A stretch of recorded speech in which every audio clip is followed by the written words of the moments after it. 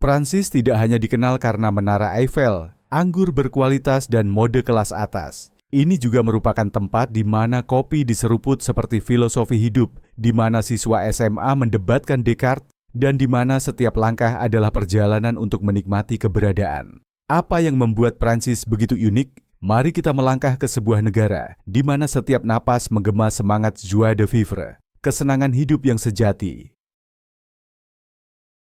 Prancis, heksagon emas Eropa.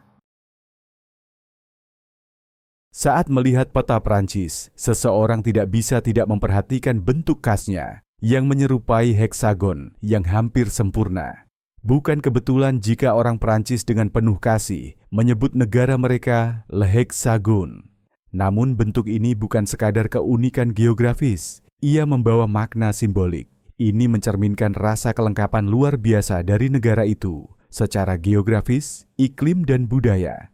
Masing-masing dari 6 sisinya membuka jalan ke bagian berbeda dari Eropa. Berbatasan dengan Belgia dan Jerman di timur laut, Swiss dan Italia di timur, dan Spanyol di barat daya. Sementara tepi barat dan selatannya terbentang ke Samudra Atlantik dan Laut Mediterania.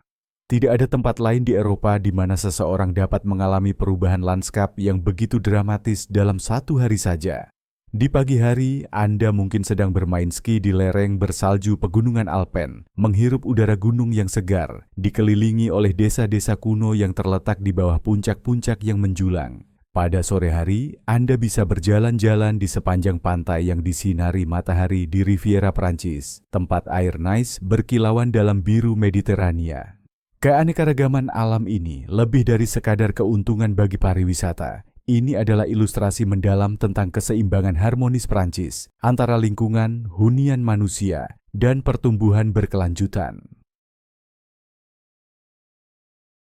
Posisi sentral Prancis juga menjadikannya persimpangan budaya dan komersial, sebuah pusat strategis yang selama berabad-abad telah menyambut dan bertukar ide, barang, dan orang. Dari Kekaisaran Romawi ke Kerajaan Franka dan melalui dinasti-dinasti kerajaan yang berturut-turut, heksagon ini telah menjadi panggung bagi evolusi peradaban-peradaban terbesar Eropa.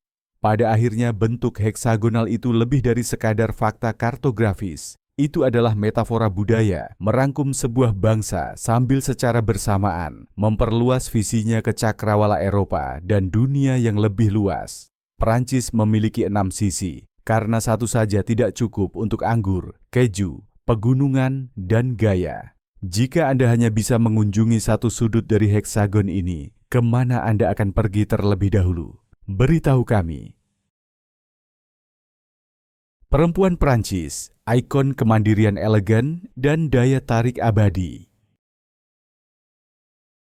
Di banyak bagian dunia, kecantikan perempuan seringkali didefinisikan oleh standar permukaan, kulit tanpa celah, tubuh langsing, atau riasan yang diterapkan dengan sempurna. Namun di Prancis, gagasan tentang kecantikan dibentuk oleh filosofi yang sepenuhnya berbeda, di mana daya tarik berasal dari kepercayaan diri, keanggunan minimalis, dan kemampuan untuk menjalani hidup tanpa minta maaf. Perempuan Prancis tidak mencari perhatian melalui kemewahan. Mereka memikat melalui kehadiran. Itu terlihat dari cara mereka berjalan dengan anggun, atau bagaimana mereka tersenyum secara halus, setengah tertutup, setengah tahu, membawa kedalaman perasaan yang tenang. Dari Coco Chanel, yang menghancurkan norma fashion yang membatasi dengan pernyataan bahwa kesederhanaan adalah kunci dari keanggunan sejati, hingga ikon modern seperti Marion Cotillard dan Juliette Binoche. Citra perempuan Prancis tidak pernah tentang kemewahan. Itu adalah tentang kecantikan yang terpancar dari dalam, lahir dari kesadaran diri dan ketenangan batin.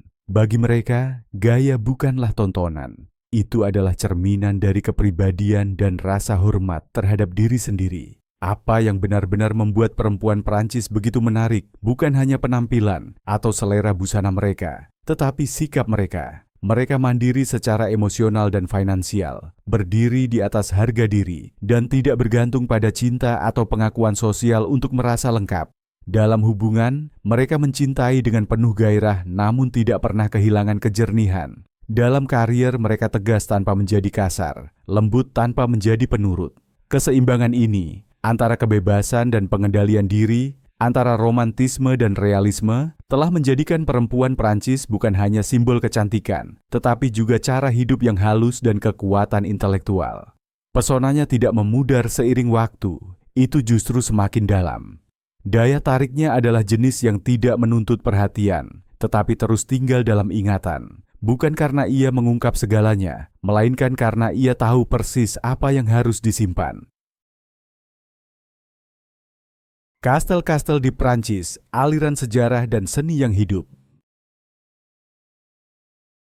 Tidak ada tempat lain di dunia di mana kastel begitu melimpah dan beragam seperti di Prancis. Dengan lebih dari 40.000 kastel, chateau, dan benteng, mulai dari benteng abad pertengahan serta istana gotik dan renaissance, hingga kediaman mewah barok, Prancis terbaca seperti buku sejarah yang diukir dalam batu. Setiap kastel adalah sebuah bab. Beberapa pernah menjadi rumah bangsawan, lainnya pusat kekuasaan politik, dan banyak yang menjadi simbol seni dan sains pada zaman pencerahan. Château de Chambord di Lembah Loire adalah mahakarya arsitektur Renaissance Prancis dengan 440 kamar, 365 perapian, dan tangga spiral ganda yang konon terinspirasi oleh Leonardo da Vinci. Mont Saint-Michel, sebuah biara pasang surut yang menjulang dari laut, memukau pengunjung bukan hanya dengan keindahannya yang seperti mimpi, tetapi juga dengan ketahanannya selama berabad-abad menghadapi perang, bencana alam, dan waktu. Dan Istana Versailles, yang dulunya simbol utama monarki absolut, kini berdiri sebagai bukti runtuhnya kekuasaan feodal dan lahirnya demokrasi Prancis. Namun yang mungkin paling luar biasa adalah bahwa orang Prancis tidak sekadar melestarikan kastel-kastel ini sebagai peninggalan sejarah. Mereka hidup bersama mereka. Banyak yang masih digunakan untuk festival, konser, pameran seni, dan acara budaya, menghidupkan masa lalu secara nyata dan penuh warna. Lewat setiap batu dan langit-langit berkubah, Prancis membisikkan kepada dunia tentang sebuah peradaban yang pernah agung dan masih sangat menginspirasi. Paris, kota cahaya, cinta, dan pengaruh global. Paris lebih dari sekadar simbol romansa. Ia adalah jantung berdebar Prancis. Kota di mana mode, seni, keuangan, pendidikan, dan diplomasi terbaik berpadu. Orang-orang sering membicarakan Paris dalam citra. Menara Eiffel yang berkilau di malam hari, pasangan berciuman di tepi sungai Seine, atau balada yang bergema di perbukitan Montmartre. Namun di balik kemilau luarnya, Paris adalah kota metropolitan global, tempat lahirnya gerakan seni modern, tuan rumah berbagai pertemuan internasional, dan rumah bagi institusi elit seperti Sorbonne dan Sciences Po. Keajaiban Paris tidak terletak pada kemewahan, tetapi pada irama puitis kehidupan sehari-harinya. Sore musim gugur di kebun Luxembourg, pagi yang tenang membaca di kafe berbatu di Le Marais, atau berjalan di bawah sinar bulan di pasar malam yang diterangi lampu jalan keemasan. Permainan antara yang lama dan baru, emosi dan intelektualitas telah menjadikan Paris sebagai ibu kota spiritual, tempat di mana orang tidak hanya datang untuk melihat, tetapi untuk bermimpi, mencipta dan jatuh cinta pada kehidupan. Kopi, ritual harian dan seni hidup ala Prancis. Di Prancis, minum kopi lebih dari sekadar kebiasaan, itu adalah ritual suci, momen untuk terhubung kembali dengan diri sendiri dan dunia. Tidak seperti budaya ambil dan pergi, yang serba cepat di tempat lain, orang Prancis jarang terburu-buru dengan kopinya. Mereka duduk di kafe tepi jalan yang sejuk, di alun-alun bersejarah, dan perlahan-lahan menyeruput cangkir kecil yang kuat sambil mengamati teater kehidupan yang tenang. Percakapan lembut, langkah tergesa para pejalan kaki, atau cahaya matahari pagi yang hangat. Kopi di Prancis biasanya espresso kuat tanpa tambahan, mencerminkan semangat Prancis, halus, ringkas, dan penuh karakter. Cara orang Prancis menikmati kopi mencerminkan cara mereka menjalani hidup, mengutamakan kualitas daripada kuantitas, dan hidup sepenuhnya di masa kini alih-alih berlalu begitu saja. Kelambatan di sini bukan kemalasan. Itu adalah kebijaksanaan. Itu adalah keyakinan bahwa kehalusan hanya akan tampak jika kita meluangkan waktu untuk menyadarinya. Selain itu, kafe-kafe Prancis telah lama menjadi pusat intelektual, tempat berkumpul para penulis, filsuf, dan seniman untuk bertukar ide dan membentuk pemikiran. Di sebuah kafe Paris di Saint-Germain-des-Prés, Jean-Paul Sartre dan Simone de Beauvoir membantu mendefinisikan eksistensialisme. Jadi, minum kopi di Paris bukan hanya untuk bersantai. Itu adalah bagian dari tradisi budaya yang telah berdenyut hidup selama berabad-abad. Di Prancis, kopi bukan hanya minuman, itu adalah gaya hidup. Jadi beritahu kami, apakah Anda penikmat lambat atau pejuang espresso 3 kali seduh? Tulis di komentar sebelum kopi Anda dingin. Prancis, tempat protes bertemu parit. Selain anggur, roti baguette, dan keju, Prancis terkenal karena satu keistimewaan unik lainnya. Perpaduan antara keeksentrikan artistik dan energi pemberontakan yang meresap dalam kehidupan publik. Ini adalah negara yang melahirkan festival yang tiada duanya. Beberapa terasa aneh namun syarat makna budaya. Lihat saja festival keju Maroilles yang menyengat di utara, di mana seluruh kota bersatu merayakan aroma yang begitu kuat hingga nyaris menyinggung. Atau parade topeng penuh warna di Dunkirk dan Festival Cahaya Lyon, sebuah penghormatan gemerlap bagi kreativitas tanpa batas. Sama pentingnya dengan identitas Prancis adalah tradisi panjang mereka dalam berdemonstrasi. Prancis adalah salah satu negara dengan budaya demonstrasi yang paling bersemangat dan tahan lama di Eropa. Bukan karena orang Prancis menyukai kekacauan, tetapi karena mereka memahami kekuatan suara sipil. Dari revolusi 1789 yang meruntuhkan monarki, hingga aksi iklim, kampanye anti-diskriminasi, dan gerakan rompi kuning baru-baru ini, orang Prancis tidak pernah ragu turun ke jalan untuk membela apa yang mereka yakini. Yang luar biasa adalah bahwa bahkan protes paling intens pun berlangsung dalam kerangka demokrasi, di mana ketidaksetujuan tidak dibungkam, melainkan didengar dan diperdebatkan. Di Prancis, protes bukan sekadar aksi politik, itu adalah bentuk ekspresi kreatif dengan spanduk, slogan, kostum, dan kadang-kadang pertunjukan jalanan. Aksi unjuk rasa menjadi sekaligus pesan dan bentuk seni. Dalam masyarakat ini, orang tidak hanya berhak untuk hidup, tetapi juga diberdayakan untuk mempertanyakan, dan dari situlah lahir budaya yang berani, progresif, dan sangat manusiawi. Prancis, tempat lahir parfum, mewah dan anggur kelas dunia. Jika ada dua hal yang terus dikagumi dunia tentang Prancis dengan kekaguman tak tergoyahkan, maka itu adalah parfum dan anggur, dua bidang di mana orang Prancis tidak sekadar unggul, tetapi mengangkatnya menjadi bentuk seni. Rumah parfum bergengsi seperti Chanel, Dior, dan Guerlain terkenal bukan hanya karena aroma ikonis mereka, tetapi karena kemampuannya membangkitkan emosi, membangunkan kenangan, dan membentuk identitas pribadi. Setiap wewangian Prancis adalah narasi, disuling dari ratusan esensi istimewa dan diracik oleh ahli parfum yang dikenal sebagai Nes, hidung, yang mengubah aroma menjadi tanda tangan pribadi. Begitu pula, anggur Prancis lebih dari sekadar minuman. Itu adalah jiwa tanahnya, lahir dari perpaduan iklim, tanah dan tradisi budaya berusia berabad-abad.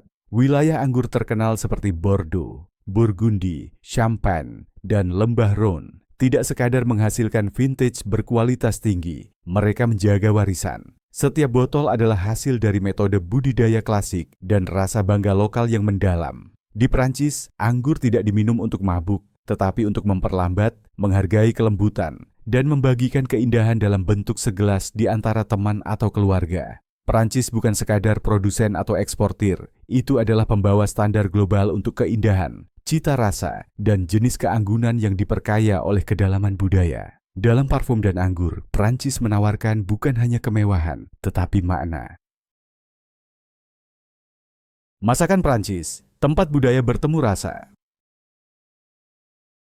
Bukan kebetulan bahwa masakan Prancis telah diakui oleh UNESCO sebagai warisan budaya tak benda kemanusiaan. Ini adalah tradisi kuliner yang tidak hanya memuaskan lidah, tetapi juga menyejukkan jiwa. Dari croissant renyah di pagi hari hingga foie gras kaya rasa untuk perayaan. Dari coq au vin yang gurih dimasak dengan anggur merah hingga manis lembut crème brulee. Setiap hidangan diperlakukan dengan penghormatan layaknya karya seni. Masakan Prancis adalah tempat presisi bertemu hasrat, di mana teknik berpadu dengan emosi dan tradisi. Ini bukan sekadar soal resep, tetapi tentang pemilihan bahan yang cermat, kendali panas dan waktu yang tepat. Dan di atas segalanya, perhatian dari sang koki. Orang Prancis makan dengan perlahan, menikmati setiap nuansa rasa, dan sering menjadikan waktu makan sebagai momen untuk terhubung antara sesama dan antara masa kini dan warisan yang diwariskan lintas generasi.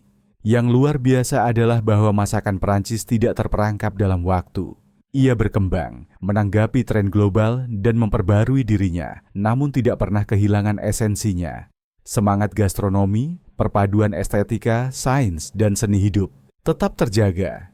Baik makan di restoran berbintang Michelin maupun bistro kecil di pedesaan, Anda akan selalu merasakan kekayaan budaya yang mendefinisikan Prancis, tersaji di atas piring, dibagi di meja, diingat dengan hangat.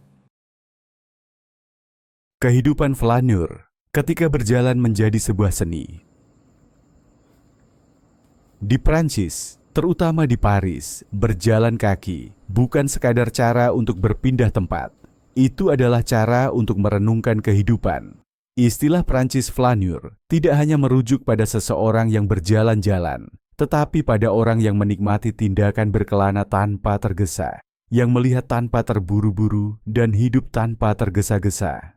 Ini adalah gaya hidup yang menolak laju tak henti masyarakat industrial dan merangkul kehadiran yang penuh kesadaran dalam keseharian. Seorang flaneur berjalan melewati kota seolah membaca buku hidup. Setiap kafe di sudut jalan, jendela berbalut tanaman ivy, atau tembok berlumut menyimpan cerita. Tidak ada tujuan tertentu, namun perjalanan itu penuh makna. Inilah alasan orang Prancis sangat menghargai ruang publik, dari trotoar dan alun-alun hingga taman rindang, dan menggunakan kaki mereka sendiri untuk terhubung dengan detak jantung kota. Berjalan tidak hanya fisik, itu adalah bentuk meditasi yang lembut.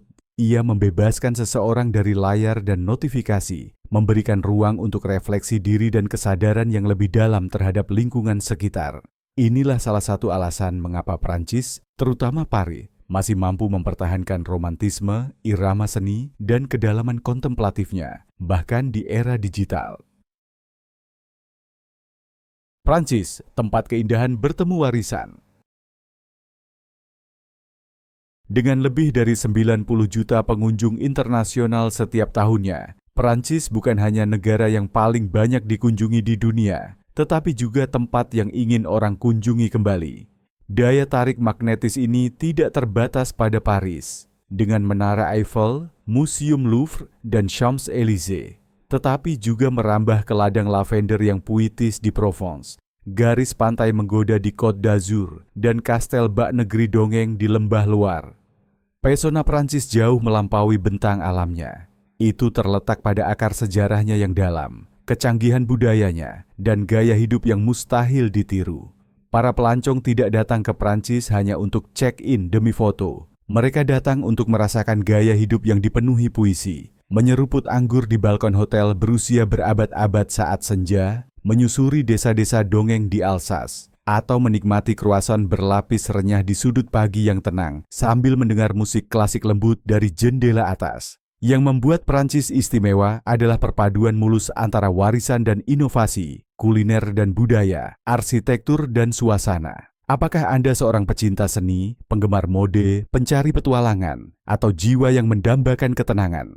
Prancis menawarkan versi dirinya yang akan berbicara langsung kepada Anda. Ini lebih dari sekadar destinasi. Ini adalah pengalaman yang mencerminkan perjalanan batin Anda sendiri.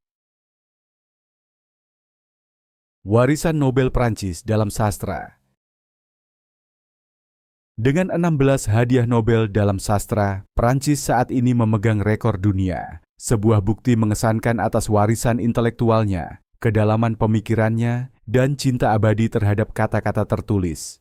Dari penulis legendaris seperti André Gide, Albert Camus, dan Jean-Paul Sartre yang terkenal menolak penghargaan tersebut, hingga suara-suara kontemporer seperti Patrick Modiano. Setiap penerima Nobel dari Prancis mewakili aliran pemikiran yang independen, reflektif, dan provokatif secara sosial.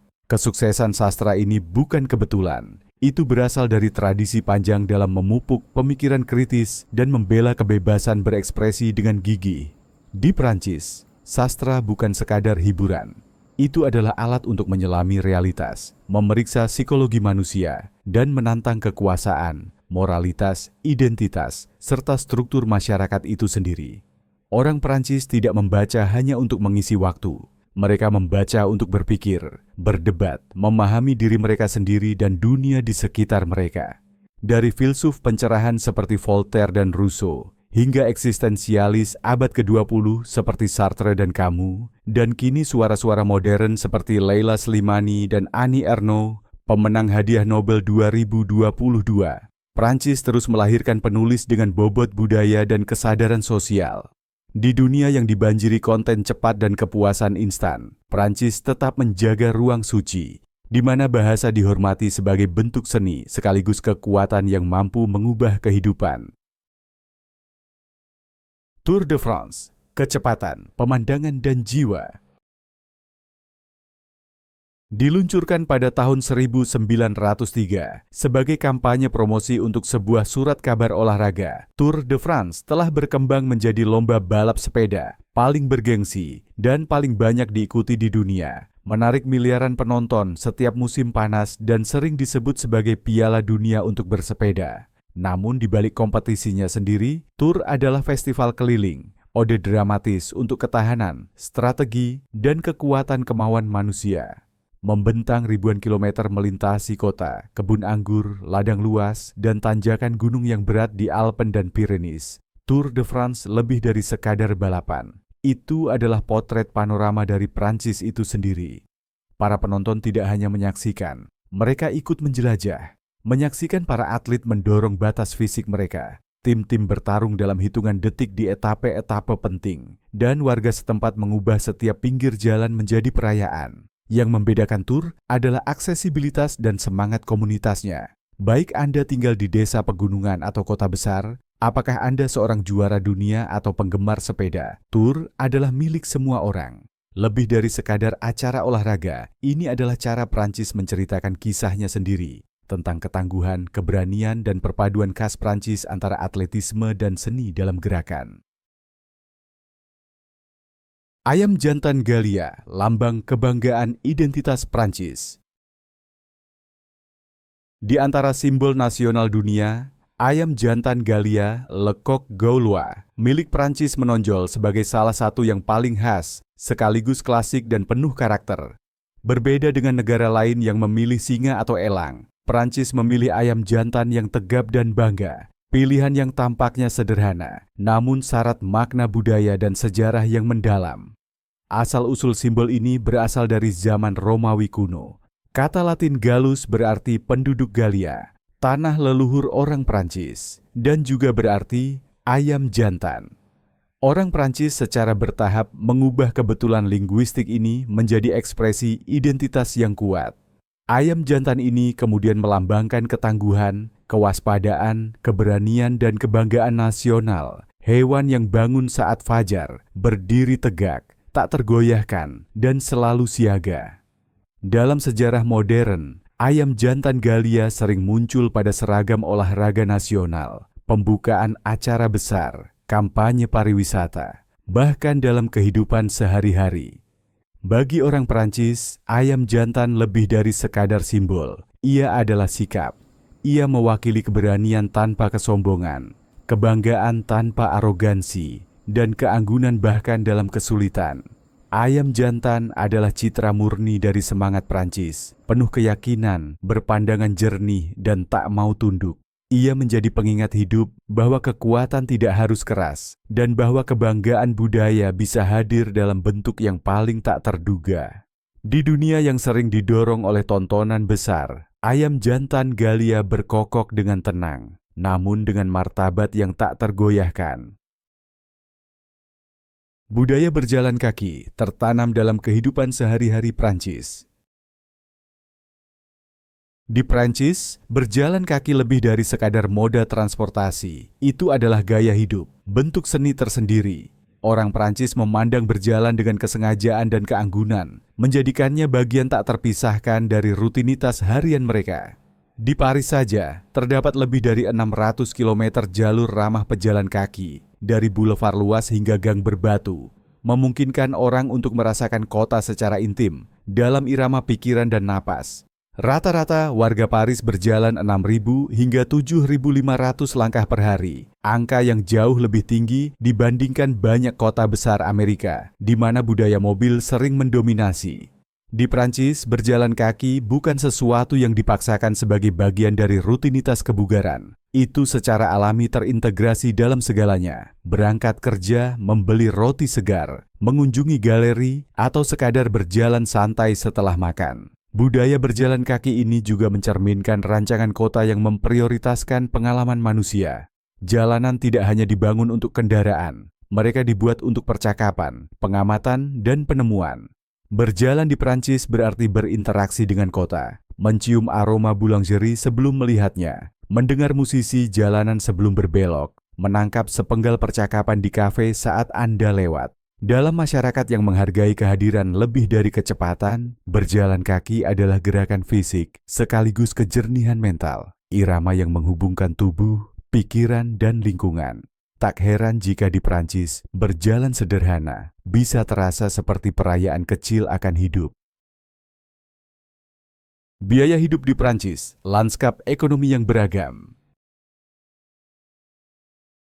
Tinggal di Prancis adalah impian bagi banyak orang. Namun realitas keuangan bisa menjadi tantangan, terutama bagi mereka yang tidak siap.